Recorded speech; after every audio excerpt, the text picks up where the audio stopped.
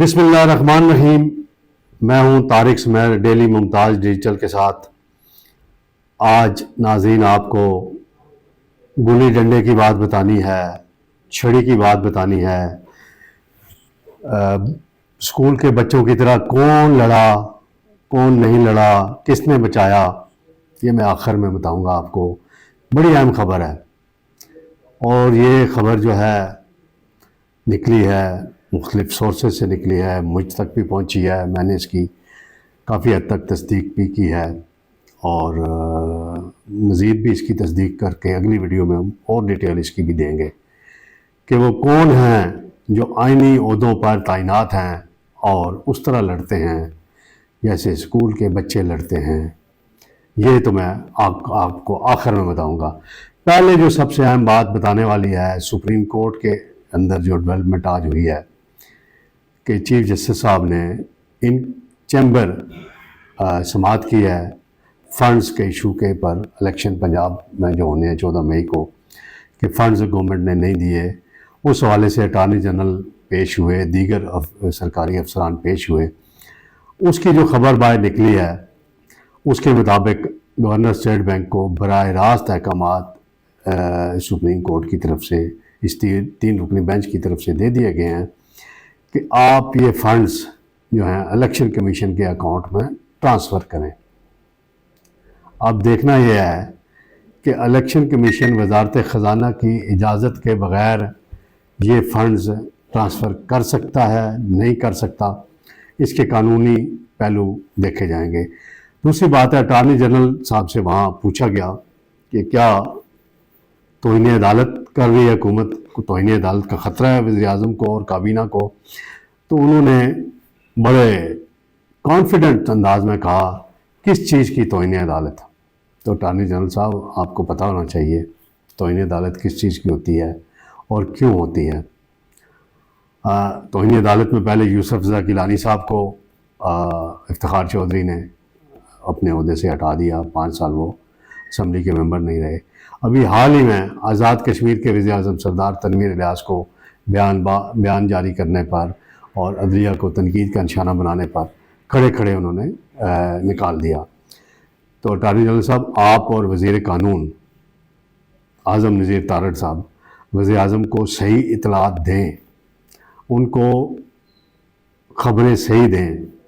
آپ نے اس دن خبر دی وزیر اعظم کو، اٹارنی جنرل صاحب، کہ سپریم کورٹ میں معاملات ٹھیک ہو گئے ہیں اور فوری کوئی خطرہ نہیں ہے، لیکن انہوں نے 8 رکنی بینچ بنایا اسی دن، اور اس بینچ نے کل حکم امتناعی جاری کر دیا پارلیمنٹ کی طرف سے پاس کردہ قانون پر۔ حالانکہ وہ قانون 20 اپریل کو نافذ العمل ہوگا، اس کی قانونی حیثیت ہوگی، لیکن انہوں نے قبل از وقت اس پہ حکم امتناعی جاری کر دیا۔ سپریم کورٹ ہے، وہ دے سکتی ہے حکم امتناعی، لیکن سپریم کورٹ کے چیف جسٹس پر اور ان کے ساتھی ججز پر یہی اعتراض ہو رہا ہے کہ مخصوص بینچ کیوں بناتے ہیں۔ یعنی دیکھیں، جسٹس مظاہر علی نقوی صاحب ہیں، ان کا سکینڈل آ چکا ہے، ان کی چودھری پرویز لائی سے ٹیلی فون پر گفتگو جو ہے وہ ایک لیک ہو چکی ہے، اور ایک ٹرک کا حوالہ بھی فواد چودھری کی جو آڈیو آئی تھی فیصل چودھری کی، اس میں آ چکا ہے۔ اس پر ان کو ہٹانے کا مطالبہ کیا گیا کہ بینچز میں نہ بٹھایا جائے، ریفرنس فائل ہوا ہے، لیکن وہ اس کو نہیں کارروائی اس پہ شروع کی جا رہی۔ جسٹس فائز عیسیٰ کے خلاف تو فوری کارروائی شروع کر دی گئی تھی ریفرنس پر۔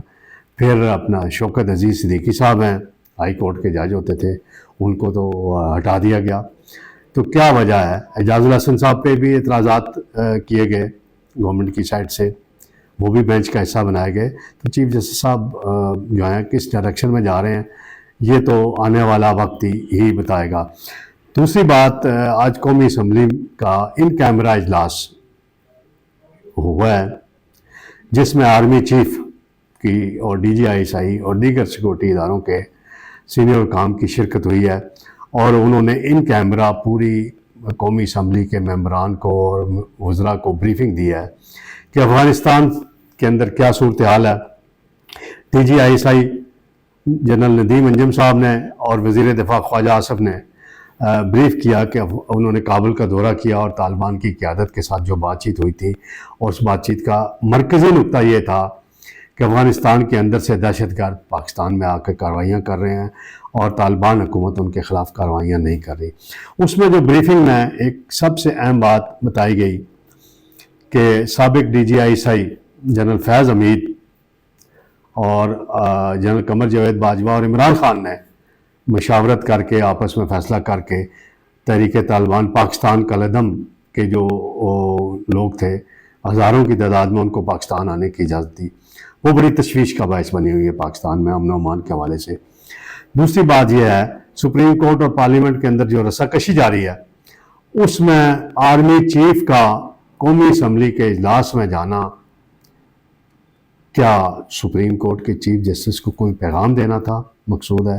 اس کی کیا سرائیاں بھی کی جا رہی ہیں؟ تو یہ دیکھتے ہیں کہ آئندہ آنے والے 2-3 دنوں میں کیا صورتحال ڈیولپ ہوتی ہے۔ ایک اور بات ہے کہ مردم شماری ہو رہی ہے۔ مردم شماریات ڈویژن کے حکام جو ہیں ان کو 10 ارب روپے جاری کیے گئے تھے، اب دوسری قسط بھی شاید جاری کر دی گئی ہے، لیکن کراچی کے اندر ایم کی ایم سراپا احتجاج ہے۔ گورنر سندھ کا بیان آ چکا ہے، خالد مقبول صدیقی کے بیانات آ چکے ہیں کہ وہاں گنتی صحیح نہیں کی جا رہی۔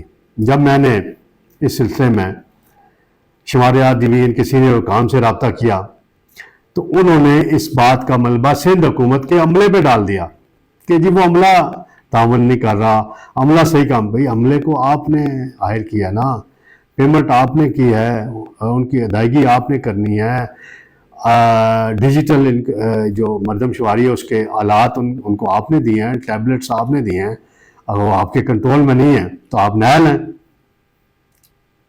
آپ اپنی نائلی تسلیم کریں۔ کیوں نہیں اپنی نائلی تسلیم کرتے؟ احسن اقبال کو کل کمیٹی کیوں بنانی پڑی؟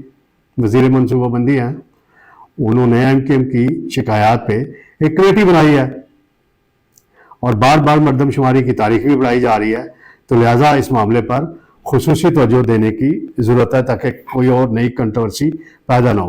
ناظرین، میں نے ویڈیو کے شروع میں آپ کو بتایا تھا کہ چھڑی کہاں استعمال ہوئی۔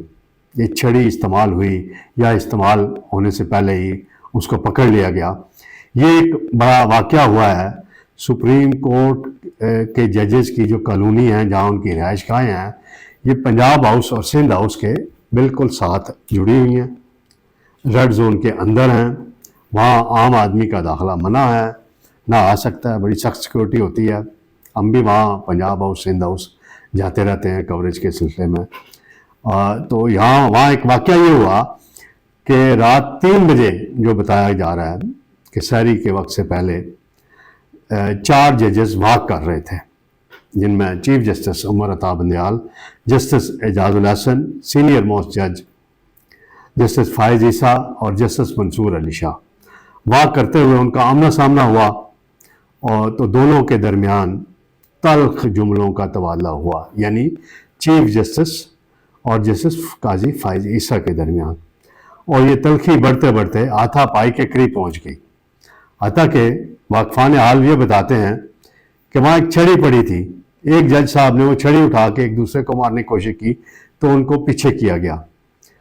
تو یہ تو ہے ہمارے ججز کا حال، یعنی اسکول کے بچے بھی شاید اس طرح نہیں لڑتے ہوں گے جس طرح یہ لڑ رہے ہیں، اور یہ آئینی عہدوں پر بیٹھے ہوئے ہیں۔ انہوں نے ملک کو کس حال میں پہنچا دیا ہے۔ سپریم کورٹ کے ججز طنز کرتے ہیں، قومی اسمبلی پر طنز کرتے ہیں کہ وہاں تقریریں ہوتی ہیں، سخت بات ہوتی ہے۔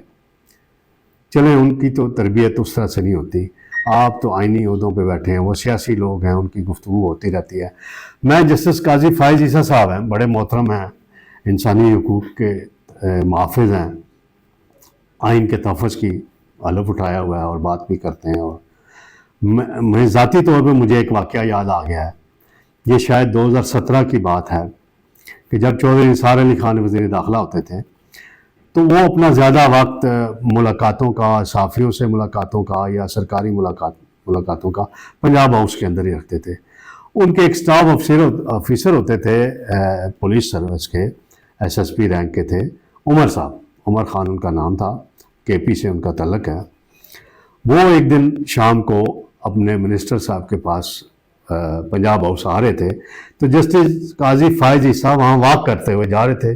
उनके हाथ में हमेशा वॉक करते हुए एक छड़ी होती है, तो वो छड़ी लहराते हुए जा रहे थे। जो ही वो जजेस कॉलोनी के नाके पे पहुंची गाड़ी पुलिस की, जिसके काले शीशे थे, तो उन्होंने पुलिस एहलकार जो वहाँ 4-5 एक ASI और बाकी एहलकार बैठे थे, उनसे पूछा कि ये किसकी गाड़ी है। बड़े गुस्से से, इसमें काले शीशे लगे हुए हैं, ये मैं वॉक कर रहा हूँ और इधर से गुजर के चली गई है। तो उनको बहुत गुस्सा आया। उन्होंने फौरी तौर पर 15 पे कॉल करके पुलिस बुला ली, मुतलका थाने की पुलिस और ट्रैफिक पुलिस बुला ली, और बड़ा मसला बना। मैं इस वाक़े का आईनी शाहिद हूँ कि मैं उस दिन चौधरी निसार अली खान से मिलने के लिए पंजाब हाउस गया हुआ था। तो वो वहाँ हड़चल मच गई अंदर के ये क्या सूरत हाल पैदा हुई।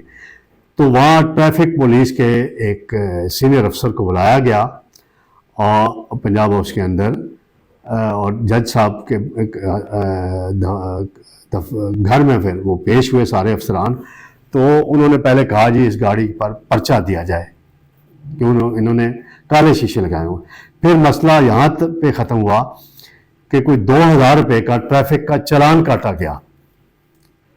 पुलिस की गाड़ी का चालान ट्रैफिक पुलिस ने काटा। तो ये है मामलात, ये है सोच, क्योंकि वो पुलिस अफसर भी अपनी ड्यूटी पे थे, जज साहब वॉक कर रहे थे, तो ये वाक़या पेश आया। तो मैंने कहा नाज़रीन को बताता चलूँ कि ये सूरत हाल है। मारगला रोड पे एक ग्राउंड है, वहाँ भी जजेस साहिबान वॉक करने जाते हैं, बाकी एलीट इस्लामाबाद की वहाँ वॉक करने जाती है। तो वो वहाँ भी 1-2 वाक़यात हो चुके हैं कि एक दफ़ा एक आजकल वो पॉलिटिशियन है, उस वक्त एक इदारे के सरबराह थे, तो एक MNA एक्स MNA वॉक कर रहे थे जिनका ताल्लुक मर्दान से था। तो उनकी भी आपस में वहाँ उस इदारे के सिविल इदारे के सरबराह के साथ उनकी तलकलामी हो गई थी, हाथापाई होने लगी थी, और वहाँ गार्ड्स आ गए थे। तो ये नाज़रीन चंद एक माजी के बातें और जो वाक़या हुआ है ये सुप्रीम कोर्ट के जजेस के दरमियान तलकलामी का, ये आपके गोश गुजार करना था। अब आपकी के फीडबैक का इंतज़ार रहेगा, फीडबैक दीजिएगा। इंशाअल्लाह कल मज़ीद अहम ख़बरों के साथ हाज़िर होंगे। शुक्रिया।